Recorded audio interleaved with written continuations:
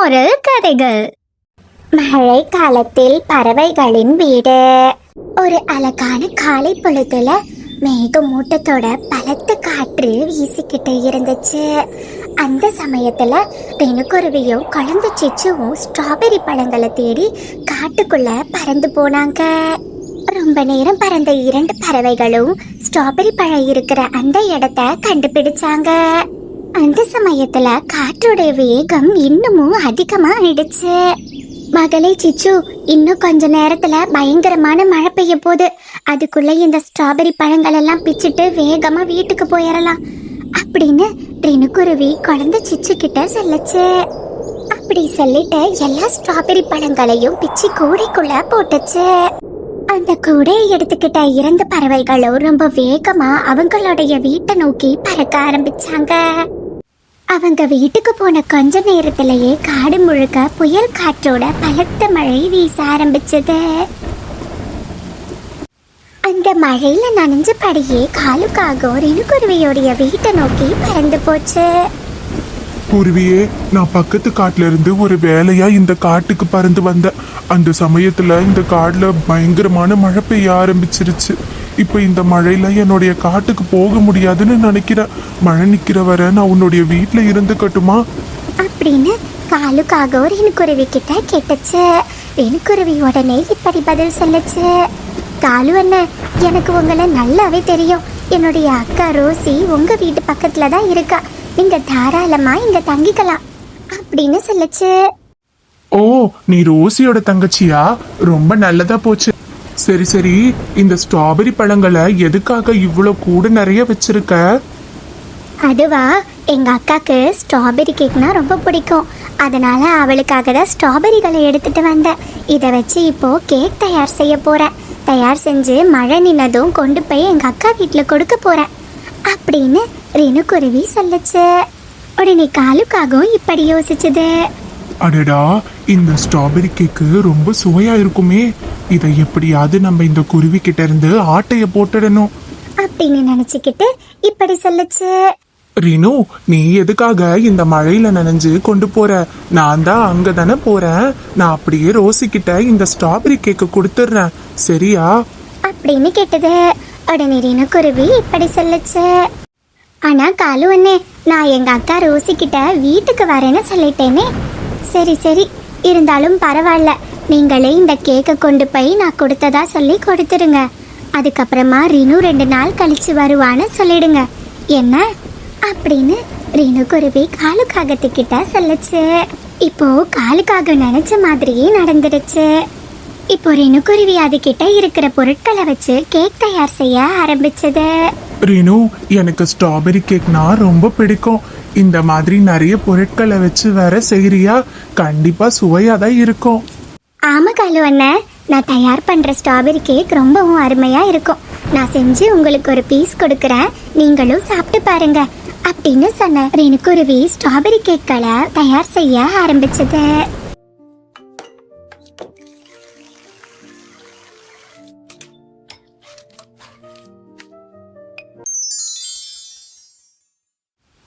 காலு அண்ணன், இந்த கேக்கை சாப்பிட்டுட்டு எப்படி இருக்குன்னு சொல்லுங்க. ஆகா, கேக்க பார்க்கும்போதே நாக்குல எச்சலா வருதே. இத பார்க்கும்போதே சாப்பிடணும் போல இருக்கு அப்படின்னு சொன்ன காலுக்காகவும் அந்த கேக்கை வேக வேகமா சாப்பிட ஆரம்பிச்சது. சாப்பிட்டு முடிச்சதும் கொஞ்ச நேரத்திலேயே மழையும் நிக்க ஆரம்பிச்சது. பழைய நிலைமைக்கு திரும்பினதும் அந்த பேக் செஞ்ச கேக்க ரோசி வீட்டுக்கு கொண்டு போக ஆரம்பிச்சது. அந்த கேக்க நேரா ரோசி வீட்டுக்கு கொண்டு போய் கொடுக்காம தன்னுடைய வீட்டை நோக்கி எடுத்துக்கிட்டு போச்சு. காலு, எங்க காலு போனீங்க? இந்த மழையில என்னால வெளியே வந்து தேட கூட முடியல. காலையில இருந்து நான் பட்டினியா இருக்கேன். நீங்க ஏதாவது சாப்பிட்டீங்களா? நான் சாப்பிட்டேன் ராணி. நான் அருமையான ஸ்ட்ராபெரி கேக் சாப்பிட்டேன். என்னது, ஸ்ட்ராபெரி கேக்கா? போங்க காலு, இனிமே நான் உங்க கூட பேசவே மாட்டேன். என்னைய மட்டும் விட்டுட்டு நீங்க ஸ்ட்ராபெரி கேக் சாப்பிட்டீங்க. நான் மட்டும் காலையில இருந்து அம்போன்னு பட்னியா இருக்கேன். இரு ராணி, அவசரப்படாத அப்படின்னு சொன்ன காலுக்காக தான் பின்னாடி ஒளிச்சு வச்சிருந்த இந்த ஸ்ட்ராபெரி கேக்க கொடுத்துச்சு. ராணி, இத நான் உனக்காக எவ்வளவு கஷ்டப்பட்டு வாங்கிட்டு வந்தேன்னு தெரியுமா? நான் பக்கத்து காட்டுக்கு போகும்போது அங்க ஜோரா மழை பெய்ய ஆரம்பிச்சிருச்சு. நான் தங்குறதுக்கு எங்கடா தங்கணும்னு நினைச்சிட்டு இருந்தேன். அந்த சமயத்துல அங்க ரோசி குருவியுடைய தங்கச்சி வீடு இருந்தது. அந்த குருவி வீட்ல மழை நிக்கிற வரைக்கும் தங்கிக்கவான்னு கேட்டேன். அதுவும் சரின்னு சொல்லுச்சு. அது அருமையான ஸ்ட்ராபெரி கேக்க ரோசி குருவிக்கு தயார் செஞ்சதா. நான் என்ன பண்ணேன், அதை கொண்டு வந்து ரோசிக்கு தரேன்னு சொல்லி இங்க எடுத்துட்டு வந்துட்டேன். நான் அங்கேயே ஒரு பீஸ் சாப்பிட்டுட்டேன். இது உனக்காக தான் கஷ்டப்பட்டு திருடிட்டு வந்திருக்கேன். இது ரோசி குருவிக்கு தான், ஆனா நான் உனக்கு மாத்தி எடுத்துட்டு வந்துட்டேன் அப்படின்னு காலுக்காக ராணி காகத்துக்கிட்ட சொல்லுச்சு. காலு, நீங்க எனக்காக இப்படி எல்லாம் பண்ணுவீங்கன்னு எனக்கு முன்னாடியே தெரியும். நான் சும்மா விளையாட்டுக்கு சொன்னேன். ஆகா, இந்த கேக்க பாக்கும்போதே நாக்குல எச்சி ஊறுதே. இதோ இப்பவே சாப்பிடுறேன் அப்படின்னு சொன்ன ராணிக்காகவும் அந்த கேக்க வேக வேகமா சாப்பிட ஆரம்பிச்சது. அப்போ காலுக்காக மனசுக்குள்ள இப்படி நினைச்சது, எப்படி நடிக்கிற பாரு. இப்ப மட்டும் நான் இந்த கேக்கை எடுத்துட்டு வராம இருந்திருந்தேன், என் மண்டை உடைஞ்சு போயிருக்கும். நல்ல வேலை அப்படின்னு நினைச்சது. ராணி காகத்துடைய பக்கத்து வீட்டுல தான் ரோசி குருவி வாழ்ந்துச்சு. அது தன்னுடைய தங்கை வரதா நினைச்சுக்கிட்டு மைசூர் பாக்குகளை தயார் செய்யலான்னு நினைச்சது.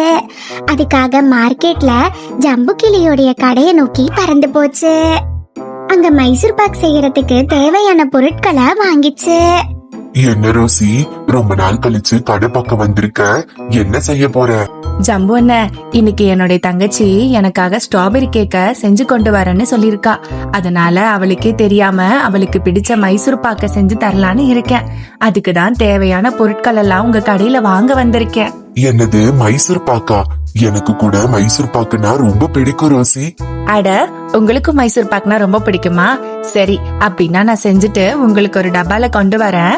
இப்போ எனக்கு கடலை மாவு ஒரு பாக்கெட் கொடுங்க அப்படின்னு சொன்ன ரோசி கிளி கடலை மாவை வாங்கிட்டு அங்கே இருந்து பறந்து போச்சு. கடலை மாவு, சர்க்கரை, கீ இத வச்சு ஒரு அருமையான மைசூர் பாக்க ரோசி கிளி தயார் செஞ்சது.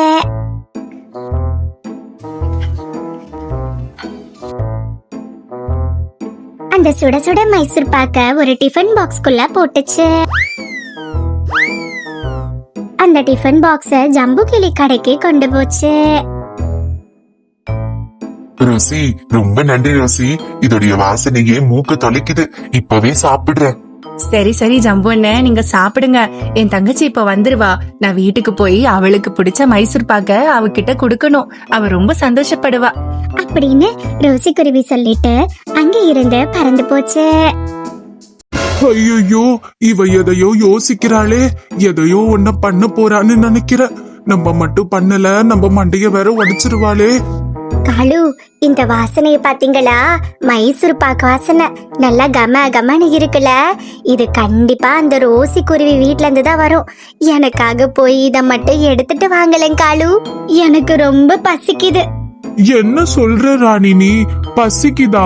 இப்பதானே வயிறு நிறைய ஸ்ட்ராபெரி கேக்க சாப்பிட்ட. இப்போ நான் எப்படி போய் இதை திருடிட்டு வர்றது? அந்த ரினு குருவி வேற வந்துருமோன்னு பயமா வேற இருக்கு. வந்துச்சுன்னா 2 குருவிங்களும் சேர்ந்து நம்மள பொழந்து கட்டிரும். ஏ காலு, உங்களால எடுத்துட்டு வர முடியுமா முடியாதா? இல்ல உங்க மண்டைய உடைச்சிருவேன். ஒழுங்கா போய் எடுத்துட்டு வாங்க. அது இல்லாத நேரமா பார்த்து எடுத்துட்டு வாங்க. நம்ம தான் எடுத்தோன்னு தெரியவா போது. ஐயோ ராணி, நான் எடுத்துட்டு வரேன். என்ன கிடிச்சிட போற. ரோசி குருவி வரத்துக்கு முன்னாடி காலுக்காக அந்த மைசூர் பாக்க திருடிட்டு வந்துருச்சு. ஆகா காலு, இந்த மைசூர் பாக்குடைய வாசனை ரொம்ப அருமையா இருக்கு. காலு, நான் உங்களுக்கு இன்னொரு நாள் வாங்கி தரேன். இப்ப இந்த மைசூர் பாக்க முழுக்க நானே சாப்பிட போறேன் அப்படின்னு சொன்ன ராணிக்காகவும் மைசூர் பாக்க வேக வேகமா சாப்பிட ஆரம்பிச்சது. வீட்டுக்கு வந்த ரோசி குருவி மைசூர் பாக்க காணோன்னு அதிர்ச்சியா ஆயிடுச்சு. அட கடவுளே, நான் வீட்ல தானே மைசூர் பாக்க வச்சுட்டு போனேன். யாரு திருடி இருப்பா அப்படின்னு தனக்கு தானே பேசிக்கிட்டு அந்த சமயத்துல ரினுக்குருவியும் குழந்தை சிச்சுவும் பறந்து வந்தாங்க. ரோசி அக்கா, எப்படி இருக்க? நல்லா இருக்கியா? நான் இன்னைக்கு வர வேணான்னு தான் நினைச்சேன். அதனாலதான் நான் காலு அண்ணக்கிட்ட உனக்காக ஸ்ட்ராபெரி கேக்க கொடுத்து விட்டேன். ஆனா மழையும் நின்னுடுச்சா, அதான் வீட்டுக்கு கிளம்பி வந்துட்டேன். என்னது, ஸ்ட்ராபெரி கேக்கா? அந்த காலுக்காகவும் எனக்கு கொண்டு வந்து குடுக்கலையே. என்னக்கா சொல்ற நீ? காலு அண்ணன் உன்கிட்ட கொடுக்கலையா? நான் கால் உன்னை கிட்ட தானே கொடுத்து விட்டேன். ஆமா ரீனு, அந்த காகம் என்கிட்ட கொடுக்கல. எனக்கு தெரிஞ்சு அதோடைய மனைவி கிட்ட கொடுத்துருக்கோன்னு நினைக்கிறேன். இந்த காட்டுலயே மத்த காகங்கள் அப்படி கிடையாது. இந்த 2 காகங்கள் எப்போதும் மோசமான காகங்கள். இப்பதான் எனக்கு ஒரு விஷயம் புரியுது. நான் மைசூர் பாக்கு உனக்காக செஞ்சு வச்சிருந்தேன். நான் ஜம்பு உனக்கு கொடுத்துட்டு வரதுக்குள்ள அந்த மைசூர் பாக்க காணோம். அதையும் கண்டிப்பா அந்த காகங்கள் தான் திருடி சாப்பிட்டிருக்கோம். இவங்கள நான் சும்மாவே விட போறதில்ல அப்படின்னு ரோசி குருவி ரினு குருவி கிட்ட பேசிட்டு இருந்த சமயத்துல ஜம்பு கிளி அங்க பறந்து வந்தது. ரோசி ரோசி, அந்த மைசூர் பாக்க சாப்பிடாத. ஏன்னா அந்த கடலை மாவுல டேட் முடிஞ்சு போயிடுச்சு. அப்படின்னா என்ன ஜம்பு அண்ணன்? டேட்டு முடிஞ்ச பொருள்ல எதையாவது செஞ்சோம்னா நமக்கு கடுமையான வயிற்று வலி ஏற்படும். அதனாலதான் நீங்க சாப்பிடறதுக்கு முன்னாடி நான் ஓடி வந்தேன். ஓ, அப்படியா விஷயம்? அப்படின்னா நாங்க இன்னும் சாப்பிடவே இல்ல.